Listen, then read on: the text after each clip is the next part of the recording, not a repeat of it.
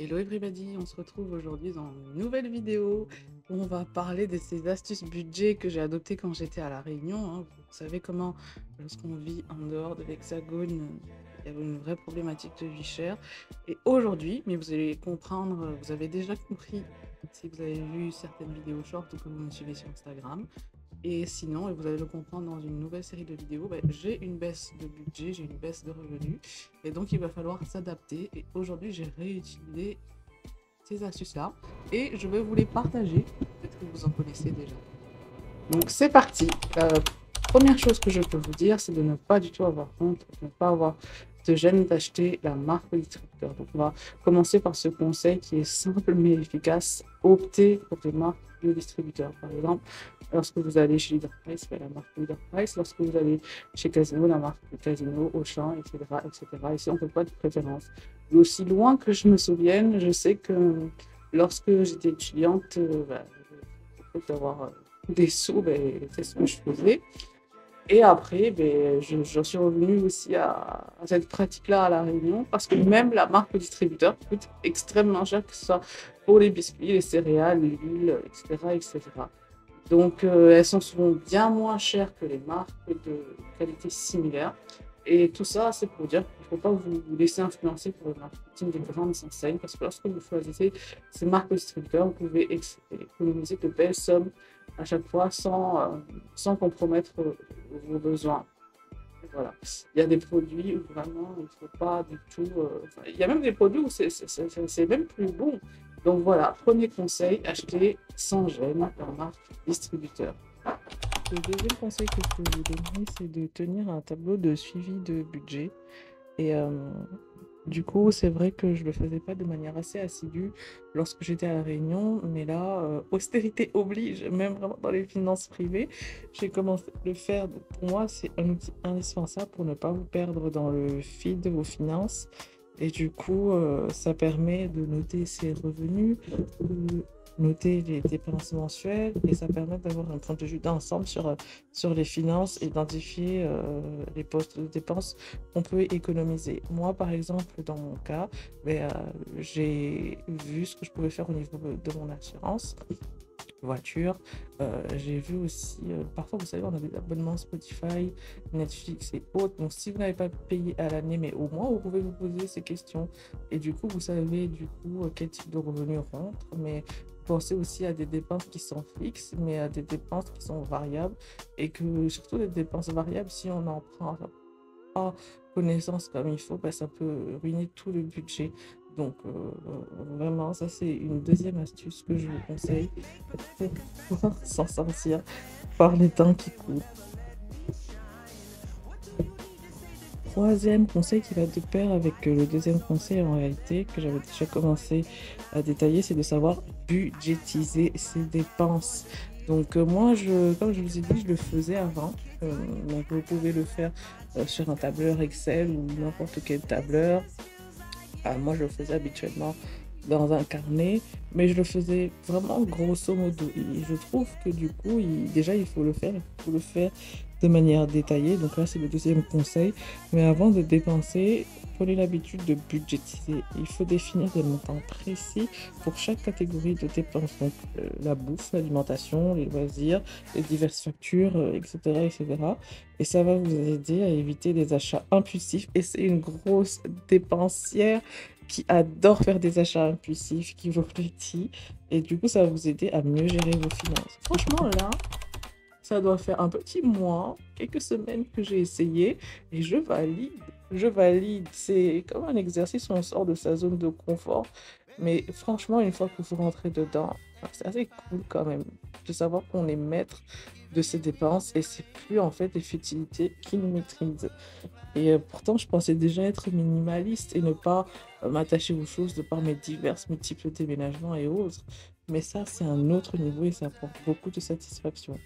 Donc voilà, n'hésitez pas à budgétiser vos dépenses. Nous sommes à mi-parcours dans la vidéo.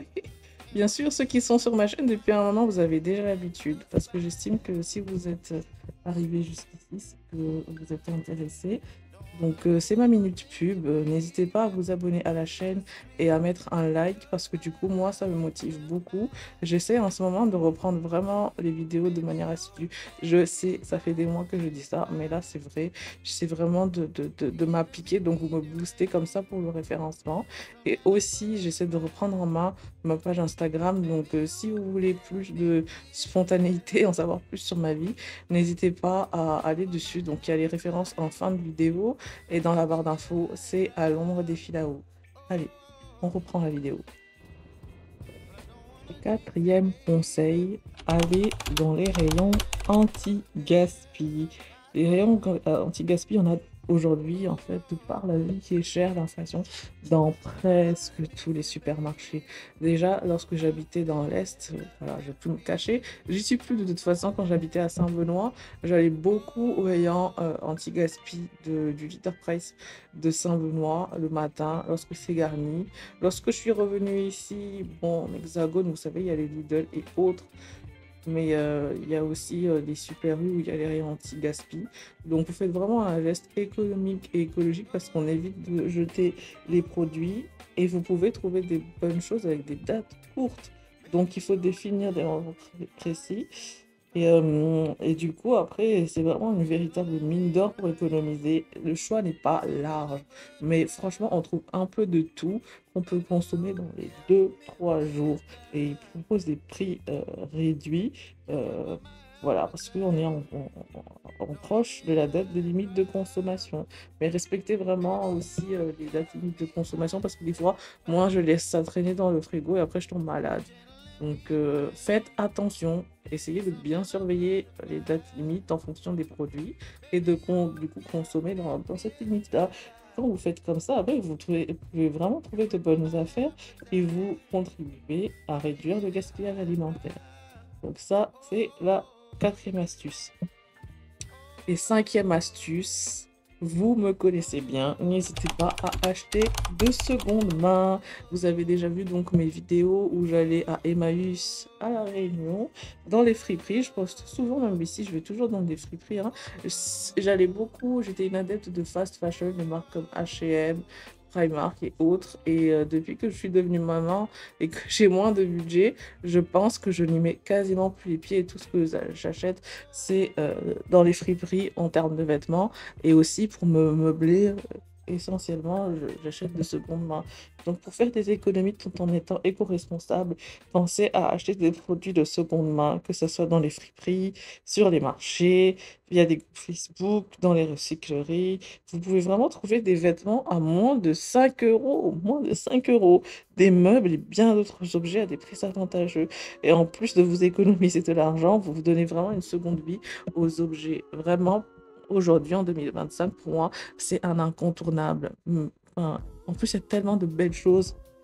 Dernière astuce, se faire à manger soi-même. Donc, moi, le piège, ça veut dire en grosse goulave que je sais que j'adore les restos, j'adore manger. À La Réunion, je pense que je passais plus de temps à manger dehors qu'à l'intérieur, mais il va falloir vraiment se raisonner.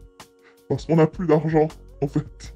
Donc, n'hésitez pas à préparer vos repas vous-même autant que c'est possible. Et même moi, qui n'aime pas trop cuisiner, j'ai décidé de m'y mettre. Donc, cela vous coûte souvent moins cher que d'acheter des plats préparés ou de manger à l'extérieur. Et du coup, plus sain. C'est plus sain parce que vous savez ce que vous mettez dedans. Donc, voilà, je vous dis aussi ce dernier conseil. Voilà, et vous avez dit tous mes conseils pour économiser au quotidien en essayant de ne pas vous priver. En adoptant donc ces habitudes, vous allez voir que votre budget il va s'alléger. Moi, je le sens déjà. Bah, je vais voir de toute façon au cours de l'année qui s'écoule comment ça se passe et peut-être que je ferai une vidéo réaction sur les habitudes que j'ai instaurées. Voir si cette vidéo, n'oubliez pas de la liker et de vous abonner pour encore plus de conseils pratiques et d'autres vidéos qui arrivent bientôt. Et si vous avez aussi d'autres conseils et d'autres astuces pour économiser, je serais vraiment contente que vous puissiez les partager en commentaire. Et sur ce, je vous dis à très vite, everybody.